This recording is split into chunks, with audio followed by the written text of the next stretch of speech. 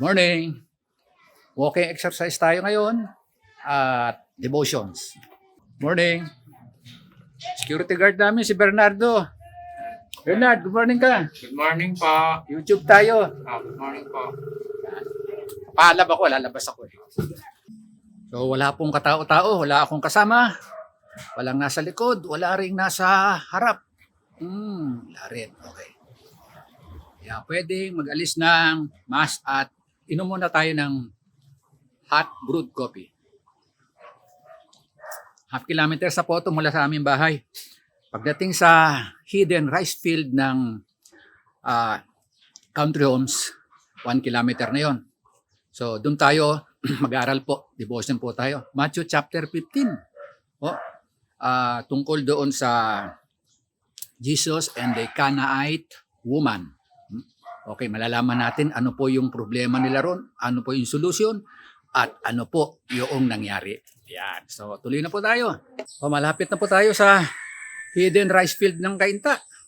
Dito po sa Brookside Subdivision. Wala pa rin katao-tao sa labas. Mabuti po yan. Para pwede tayong mag-alis ng mas pagdating natin doon sa bukid. Okay, see you there. Good morning. Yan. Nag-iisa po siya rito. Yan, nagpapahinga, lalamove. Pahinga muna. Hindi sa malilim. Ito pong kasama ko rito sa bukid. Si White Kawi.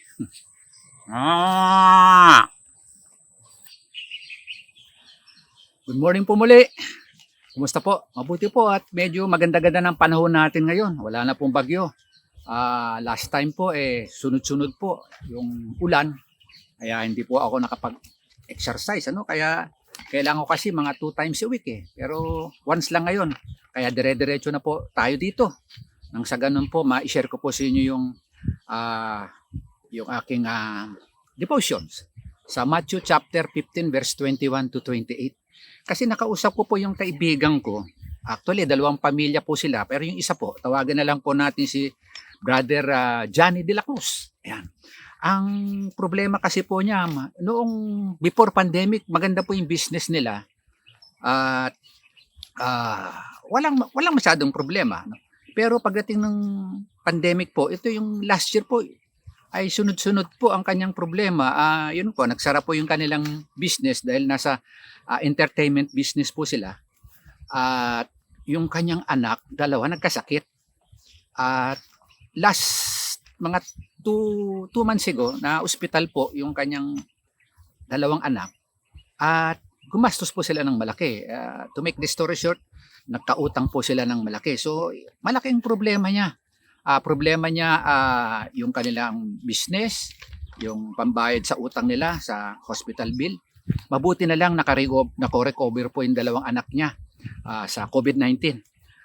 Yung isang kapatid naman niya malala tapos sinawing palad po, namatay po.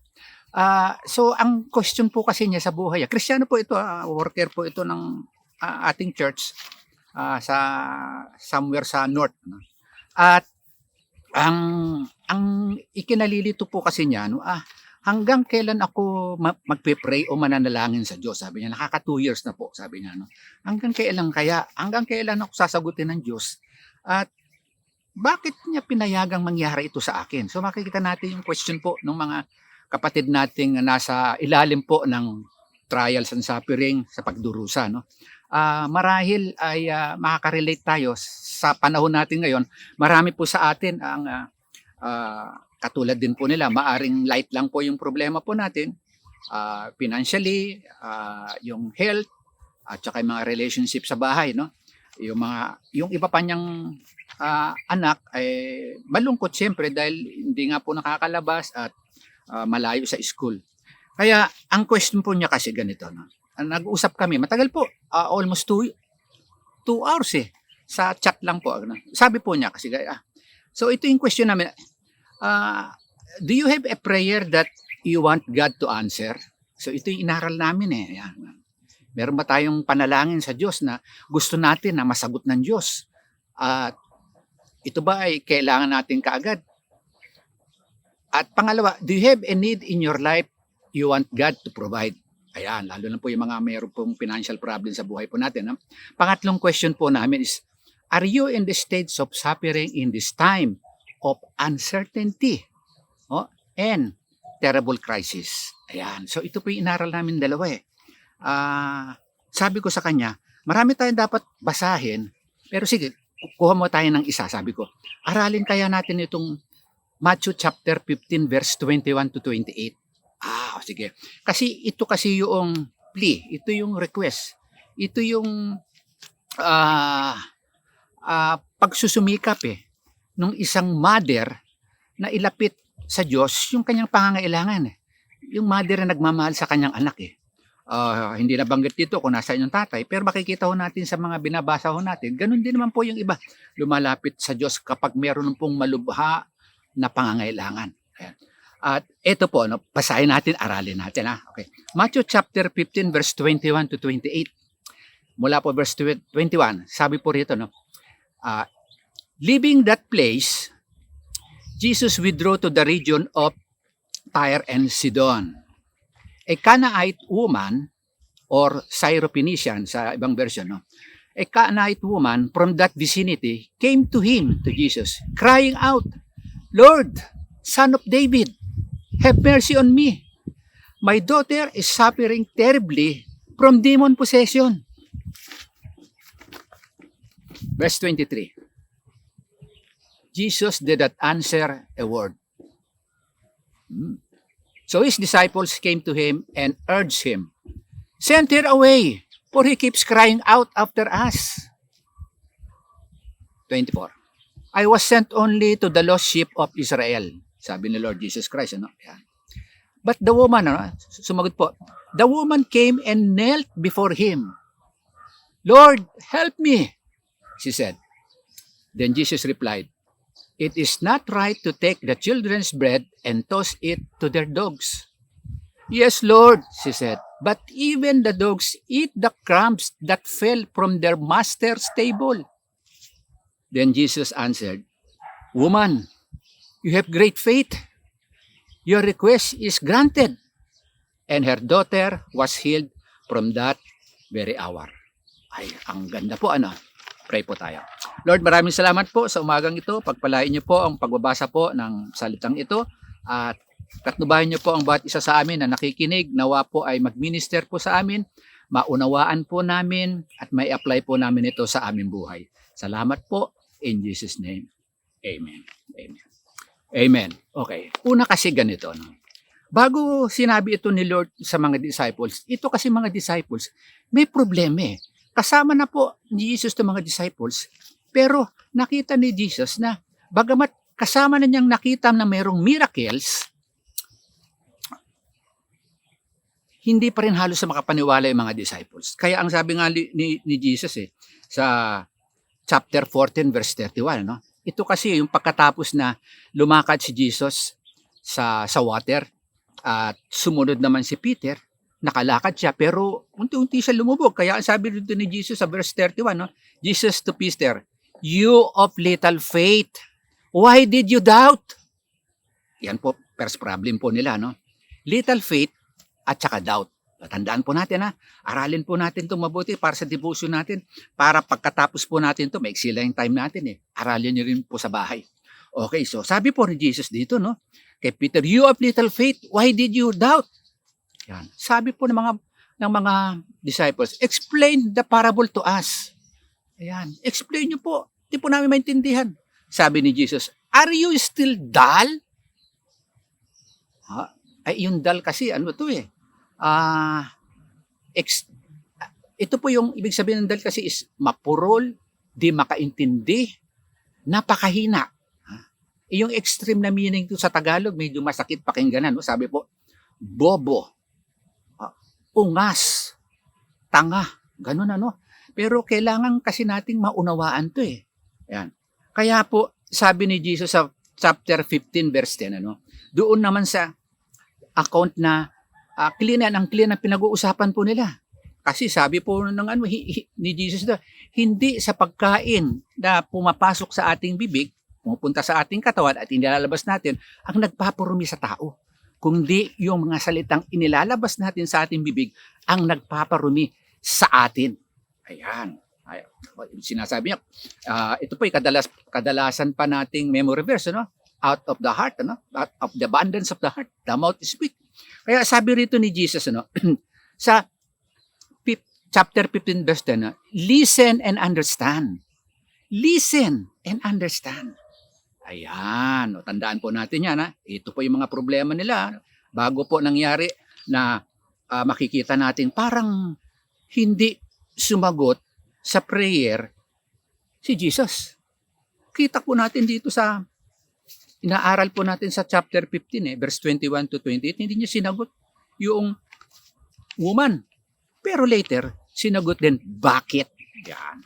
Okay, so sabi po rito, no, na sa problema ng mga disciples, little faith, doubt, tapos dull, tapos failed to listen and understand. Yun ang problema po ng mga disciples eh.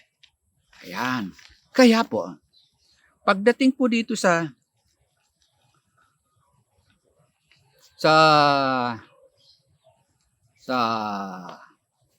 aaralin po natin, balikan po natin, 15 verse 21. Ayan, isa-isahin po natin. No? Leaving that place, Generaset po yun. Doon po kasi gumawa ng miracle si Jesus. Ano? Sabi niya rito, a Canaanite woman from that vicinity came to him, crying out. Yung crying out po, ito po ay taos-puso na tumatawag, humihiyaw sumisigaw acknowledging who Jesus is In-acknowledge niya si Jesus yung Messiah. In-acknowledge niya si Jesus yung hope nila, yung King of the Jew, yung Son of the living God. Pag sinabi kasing Son of David, ito yung fulfillment of the prophecy. Narito na yung Son of David. Just imagine, 400 years, more than 400 years na hinihintay po nila ito. Ngayon dumating na.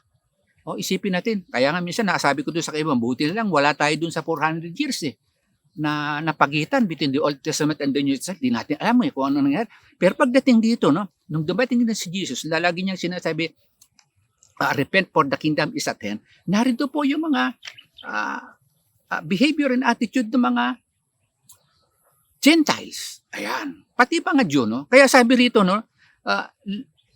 sabi po nung woman, yung anak kasi niya ay demon possessed. Isang mother na nagmamahal sa kanyang pamilya, sa kanyang anak na may sakit at hopeless, pero nung dumating at nakita niya na mayroong pag-asa sa pamamagitan ng Messiah si Jesus, lumapit po siya at hindi po siya nag-give up. Ayan. Take the word, she did not give up. Ayan. Kasi sabi rito, Lord, Son of David, have mercy on me. Ayan. Anong hinihingi niya? Mercy. Have mercy. Lord, Son of David, have mercy on me. My daughter is suffering terribly from demon possession. Pag demon possession, during those time talaga, walang pwedeng makagaling doon kung hindi ang Diyos. Ayan. Nandito po ang Messiah. Siya lamang po ang nakapagpapagaling doon. Ayan. Kaya po, sabi daw, Jesus did not answer a word. So, his disciples came to him and urged him. Ayan. Sabi ng mga disciples, Lord, paalisin niyo po yung babaeng yan.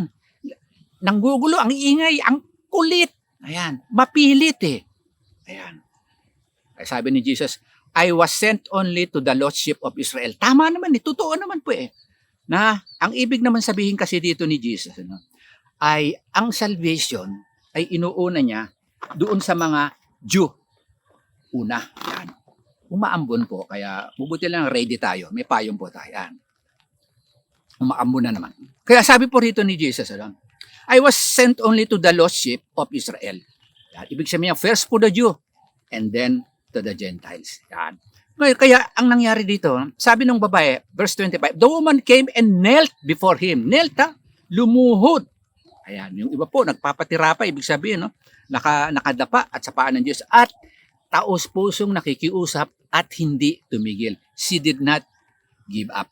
Sa po, ang nangyari po rito, verse 26, she replied, it is not right to take the children's bread and toss it to their dogs. Ito nga naman, Kasi sabi ni Jesus, kaya sa kultura po ng mga Diyos, hindi tama na ang pagkain ng mga anak ay ibibigay o ihahagis sa mga alaga nilang aso o pets. Hindi tama yun. Yes, totoo yun eh. Yan. Pero ito po is a rhetoric statement eh. Ang gusto kasi ni Jesus dito is makita ng mga disciples that this woman, this mother who loves her daughter, who is suffering terribly from demon possession, makikita po nila na exercising her faith. Ayan, faith in action eh. Ito ang gustong ipakita ni Jesus sa mga disciples niya. At sa next generation, kasama po tayo eh. Kaya nga po pagdating dito, no, sabi nung sa verse 27, sabi nung, "Yes, Lord," she said, "but even the dogs eat the crumbs that fall from their master's table." Opo, Lord, opo, Panginoon. Pero hindi po ba yung mga aso po ay kinakain din po yung mga tira-tira na nahuhulog dito sa sahig? Galing po sa master's table. Yes, that is true. O, hindi po ba? Totoo po, nakita ko natin. Kaya sabi ni Jesus, verse 1, Jesus answered, "Woman, you have great faith. Your request is granted." Wow! Kita po natin. Ito pong kagandahan kasi, no? Kapag may devotion po tayo, mga kapatid, no? Don't just read it eh. Read it, and then listen to the Holy Spirit and understand. So, kailangan kasi observe, no? Tapos i-interpret mo. Tignan mo kung anong relation nito sa mga ibang verses at saka mo i-apply para maintindihan at ma-apply mo sa buhay mo. Kaya ang nangyari dito, no?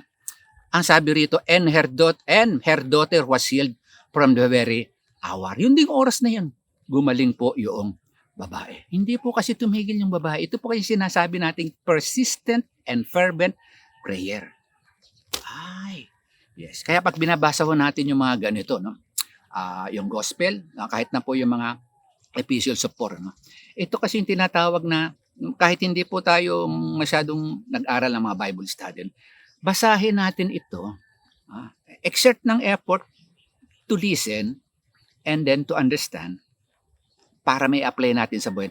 Meron pong tinatawag na choose your spot eh. Ibig sabihin, pag binasa mo ito, pumili ka kung saan mo gustong pumesto. Doon ka sa disciples, doon ka sa katulad nitong mother, o doon ka doon sa bystander lang na nasa labas na nakikinig. Ayan. Nang sa ganun, mas lalong mag-minister itong message ni Lord sa inyo. Ang problema kasi ng mga disciples little faith, merong doubt, fail to listen and understand, at madali silang mag-respond sa circumstances ng paligid. Kaya sa pagkakataong yon ay sinabi rito ni Jesus, pinakita niya yung pag-exercise ng great faith nitong Canaanite o Syrophoenician woman. A mother who loves her daughter suffering terribly from demon possession. Nakita ho natin nung pagmamahal ng ina sa kanyang pamilya at lalo sa kanyang anak. At yung kanyang expression ng faith at yung pagkakilala kay Jesus Christ. Ayan. So, ang question kasi natin gaano ho tayo katatag sa panalangin natin habang nandun tayo sa gitna ng trial, suffering, persecution, uncertainty, o terrible crisis, lalo sa ating panahon. I-apply po natin ito. Nakita natin na hindi po contradict si Lord kasi sa Matthew chapter 14 verse 35 sabi po dito and when the men of that place recognized Jesus, they sent word to all surrounding country. People brought all their sick, just touched the edge of his cloak, and all who touched him were healed.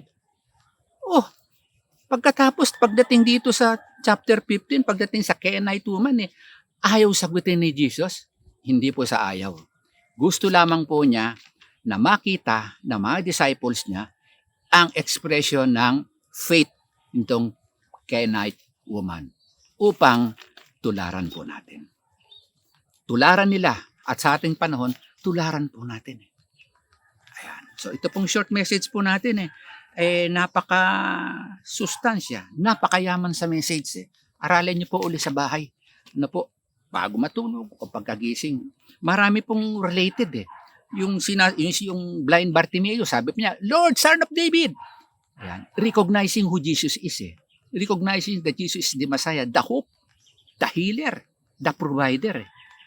Ayan. Kaya nga po, nagugulat si Jesus, pati yung centurion, yung account to sa centurion, na nagulat si Jesus, sabi niya, hindi ako nakakita ng ganitong faith, even in Israel. The faith of the centurion. Yeah. Ayun pong nagkasakit yung servant ni centurion, at sabi ng centurion, wag na po kayong pumunta sa bahay namin, hindi po ako karapat dapat. Just say the word. Yan. And she will be healed, or he will be healed. Yun po ang nangyari. Kaya, ipanalangin po natin yung mga problema po natin sa buhay. Hindi ko siguro uulitin, meron po akong 6 na kaibigan, namatay po sa COVID-19, 3 pastor, 1 elder, 3 worker. At yung isang kaibigan ko po, somewhere outside Metro Manila, ay suffering. At sila po ay naka-quarantine at gulong-gulo. Meron po tayong magagawa sa pamamagitan po ng technology. I-share po natin. Meron po tayong group chat o meron po tayong Facebook. Gamitin po natin ito sa kabutihan. Huwag po tayong tumulad dun sa ginagamit ito sa maling paraan. Pag-share ng misinformation, pag-share po ng mga unreliable news, at pag-share po o papagamit po sa mga political issues. Mag-share po tayo ng Word of God kasi kokonti po ang nag-share po ng Word of God kung hindi po tayo gagawa, sinong gagawa? Ayan. So ipagpatuloy po natin ang ministry ng ating Panginoong Hesus at ang ministry ng mga disciples. Pray po tayo.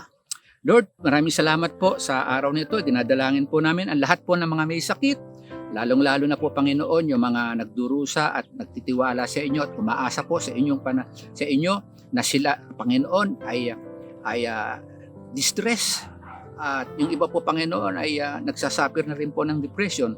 Kaya dalangin po namin, Panginoon, gumamit po kayo ng maraming tao para sa healing nila, mga doctors, nurses, mga healthcare workers, maging aming mga matitinong politiko na siyang tumutulong sa aming bansa, na siyang maging maayos po ang health system sa aming bayan, Panginoon. At ganoon din po, Panginoon, dinadalangin po namin yung mga wala pang relasyon sa inyo na magkaroon po sila upang magkaroon po sila ng kaalaman tungkol sa inyong mga salita at magkaroon ng relationship sa inyo. Salamat po, Panginoon.